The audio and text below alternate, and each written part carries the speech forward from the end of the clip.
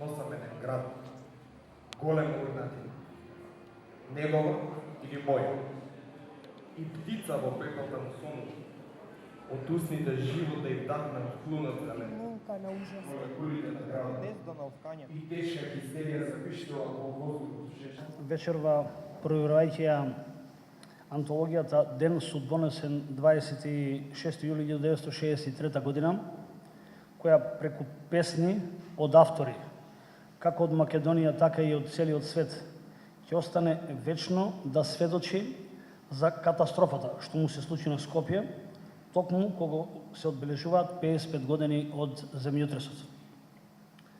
Ние како општина Газибава со огромно задоволство го поддржавме издавањето на оваа антологија, која преку песните, кои се распространени на 326 страници, а кои изразуваат големата болка, страдање, тага, но и солидарност со Скопје.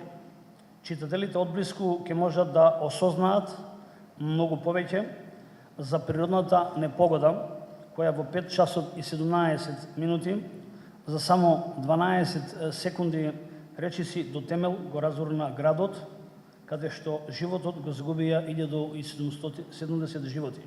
Повеќе од 4000 беа повредени, а околу 200.000 остана без покрив над глава. По земјотресот помошта не стигнуваше и доаѓаше од сите страни. На светот исплоти многу држави, нации, луѓе кои имаат само една цел – да помогнат на страданите.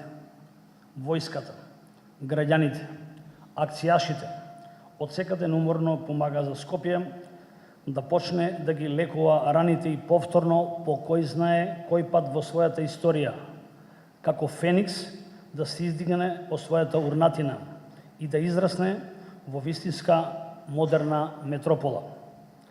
За крај, искрено посакувам оваа трагедија никогаш да не се повтори, а оваа книга да биде вечен символ.